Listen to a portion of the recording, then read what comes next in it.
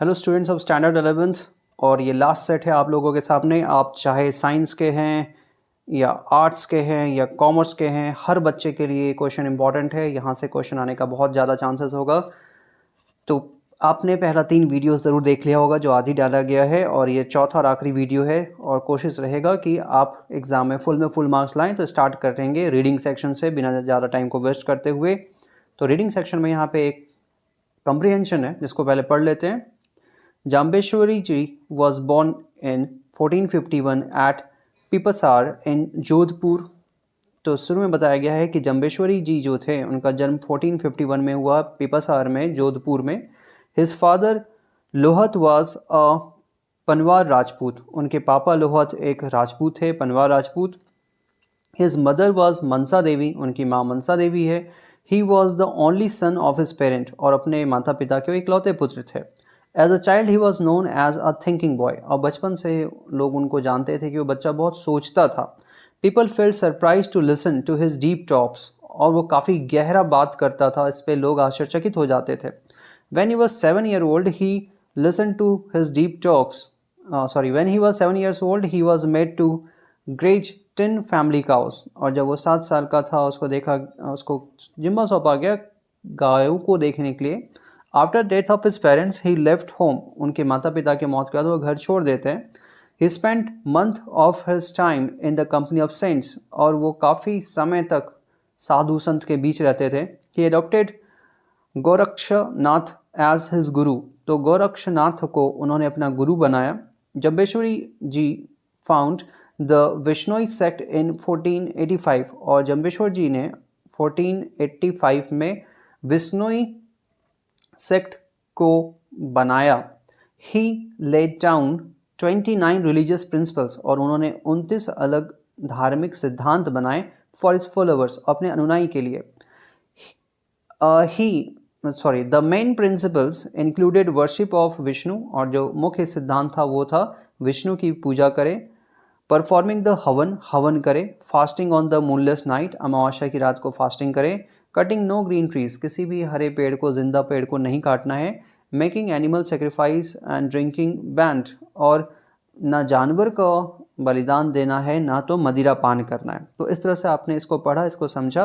अब आगे देखते हैं इससे रिलेटेड क्वेश्चंस। तो सबसे पहले यहाँ पे क्वेश्चन नंबर 1 में हम लोग जब आते हैं तो देखते हैं क्वेश्चन आपसे क्या पूछा गया है। तो क्वेश्चन है आपके लिए यहाँ पे कि जम्बेश्वरी जी वॉज बोर्न इन। जम्बेश्वरी जी का जन्म कब हुआ? 1451 में। Number C, Lohat a Panwar Rajput was related to Jambheshwari ji as, वो क्या थे इनके? Number D, father. Mansa Devi was Jambheshwari ji's क्या होंगे? मदर। फिर है Jambheshwar ji founded the Bishnoi sect in. इन्होंने विश्नोई सेक्ट कब इसका गठन किया, निर्माण किया? तो नंबर 4 का आंसर हो जाएगा 1485, नंबर ए। आगे बढ़ते हैं यहाँ से क्वेश्चन नंबर 5 की ओर। How many religious principles did Jambheshwar ji laid down for his followers. तो अपने फॉलोअर्स के लिए कितने सिद्धांत उन्होंने लाए? 29। We need to draw the main points of the material in. अब वहाँ से बाहर आ चुके हैं हम लोग रीडिंग सेक्शन से। यहाँ तक आपका रीडिंग सेक्शन कॉम्प्रिहेंशन था। इसके नीचे जो है अब हम लोग जा रहे हैं राइटिंग सेक्शन की ओर। तो राइटिंग सेक्शन में पहला क्वेश्चन है कि जब भी हम लोग मेन पॉइंट्स तैयार करते हैं, किस चीज़ के लिए पॉइंट्स तैयार करते हैं, तो पॉइंट्स जब भी आपको दिखे तो याद रखेंगे कि वो नोट मेकिंग है। फिर है we use the phrases mainly in. Phrases का यूज़ कहाँ करते हैं हम लोग ज़्यादा? फिर से आंसर है नोट मेकिंग। ठीक है, आगे बढ़ते हैं। Examples of stamp collecting, painting, ETC are the kinds of the activities of. किस तरह के एक्टिविटी में बोलते हैं स्टैम्प कलेक्शन करना, पेंटिंग करना, डांसिंग करना, किस तरह की चीज़ों में ये यूज़ होता है? राइट आंसर है सी, हॉबीज़। हॉबीज़ में, शौक में ऐसा हम लोग यूज़ करते हैं। In general letters there are how many type. तो कितने तरह के जनरल लेटर्स होते हैं? राइट आंसर है 2, ऑफिशियल और नॉन ऑफिशियल, मतलब फॉर्मल या informal. The complimentary close in letter writing is followed by. तो कॉम्प्लीमेंट्री क्लोज जब हम करते हैं लेटर तो किस तरह से यूज़ करते हैं? तो राइट आंसर होगा योर सिंसियरली या ट्रूली। इस तरह का चीज़ों को हम यूज़ करते हैं सिंसियरली, ट्रूली, लविंगली, ये सारे वर्ड्स के साथ हम इसे ख़त्म करते हैं। क्वेश्चन नंबर 11 में आते हैं। The purpose of letter writing is to, letter writing लिखने का पर्पस क्या है? Communicate personal feelings. तो पर्सनल फीलिंग्स जो भी है हमारा, उसको बताने के लिए हम लोग लेटर राइटिंग करते हैं। लेटर्स यूजुअली एंड, लेटर जब भी हम लोग ख़त्म करते हैं किस तरह से यूज ख़त्म करते हैं? पोलाइटली, बहुत ही विनम्रता के साथ। नेक्स्ट ग्रामर में आते हैं। जंबल वर्ड्स है is, never, to, it, mind, late, to. अब आपको इसको अरेंज करके एक मीनिंगफुल सेंटेंस बनाना है। तो मीनिंगफुल सेंटेंस क्या बनेगा आप देखिए, इसका आंसर बताइए। बहुत ही आसान है। क्वेश्चन नंबर 13 का आंसर जो है वो है it is never too late to mend, मतलब कि नंबर डी इसका राइट आंसर है। अगला है he is studying to be dash engineer. तो इंजीनियर ई से स्टार्ट है इसलिए एन हो जाएगा, an engineer. He dash a song when the bell rang, जब घंटी बजी वो गाना गा रहा था। Right answer was singing, number B. Work hard lest you dash fail, मेहनत करो नहीं तो तुम फेल हो जाओगे। राइट आंसर ए, वुड, 16 का ए। आगे my friends are watching the match, इसका आपको पैसिव वॉइस बनाना है। तो इसमें से चुन के बताइए कौन सा राइट आंसर है। समय लीजिए, चुनिए और बताइए। ये लास्ट क्वेश्चन है ग्रामर का। राइट आंसर हो जाएगा the match is being watched bye my friends, मेरे दोस्तों के द्वारा मैच देखा जा रहा है। नेक्स्ट है, यहाँ पे पोएम का एक लाइन दे दिया गया है, छोटा सा स्टैंजा दे दिया गया है और स्टैंजा के बाद क्वेश्चंस है। तो स्टैंजा पढ़ लीजिए। The cardboard shows me how it was when the two girl cousins went paddling, each one holding one of my mother's hands, and she the big girl some 12 years or so. All three stood still to smile through their hair at the uncle with the camera. ठीक है, ये 6-7 line poem का दिया हुआ है, छोटा छोटा line, यहाँ पे थोड़ा पैराग्राफ जैसा बन गया है। इससे आपको आंसर करना है। Each of the two girls were holding one of whose hands, तो दोनों लड़कियां किसका हाथ पकड़ी हुई है? तो पोएट की माँ का, mothers. The big girl of the age of, तो जो बड़ी लड़की तीनों में से बैटी, डॉली और पोएट के मदर में, उसमें बड़ी कौन है, कितने साल की है? तो माँ बड़ी थी और 12 ईयर्स की है लगभग। The word paddling means, paddling का अर्थ क्या है? To walk in water that is not very deep, तो कम गहराई वाले पानी में, जो घुटने से नीचे तक का पानी है, तो उस पर जब हम चलते हैं उसको पैडलिंग बोलते हैं। Who was there with the camera, camera लेके कौन खड़ा था फोटो लेने के लिए? तो अंकल, नंबर डी, 21 का आंसर डी, अंकल। 22 में what was not change over the year in the poem of photograph, photograph poem में क्या है जो नहीं बदला है इतने समय से? आंसर है सी, क्योंकि सी हमें पता है वो क्या है? इमॉर्टल। ठीक है, इमॉर्टल, जो कभी खत्म ना हो, अनश्वर। ठीक है, और इंसान क्या है? इसमें से इम आप हटा दीजिए तो मॉर्टल मतलब कि नश्वर। आगे बढ़ते हैं। 23 she enters the thickness, who is she referred to in the poem the laburnum top, तो लेबरनम टॉप में शी कौन है? तो गोल्ड फिंच बर्ड, याद रखेंगे, goldfinch bird. Showing her bard face identity mask, who is the speaker, यहाँ पे कहने वाला कौन है? तो बर्ड नहीं कह रही है, कह रहे हैं poet, the poet. The word latent in the poem childhood means, तो पोएम में लैटेंट वर्ड का क्या मतलब है?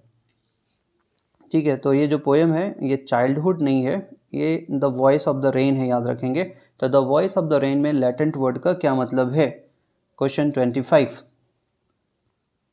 और इसका राइट आंसर है hidden, number B. The speaker's childhood had gone as he seized when he was of, right answer 11, जब वो 11 साल के थे तो उनको लगता है शायद उनका बचपन चला गया था। Who is the poet of father to son, तो फादर टू सन पोएम जो है उसके पोएट कौन है? Number A, Elizabeth Jennings. The whole tree trembles and, number B, thrills. The word sustainable means everlasting, number B. No generation has a free hold on the earth, who said these lines, तो ये line या ये words किसने कहा है? तो Margaret Thatcher prime minister थी, इन्होंने ये बात कहा है। Number C, the portrait was of तो पोर्ट्रेट किसका था, तस्वीर किसका था? अ लेडी, ठीक है। Who had always been short and fat and slightly bent? कौन हमेशा से नाटा मोटा अथवा झुका हुआ था? Grandmother. The mummy is in very bad condition because of what Carter did in 1920s. Who said this? तो मम्मी का बुरा दशा के बारे में कौन बताता है? कार्टर से गुस्सा कौन था? तो राइट आंसर है जाही हवास।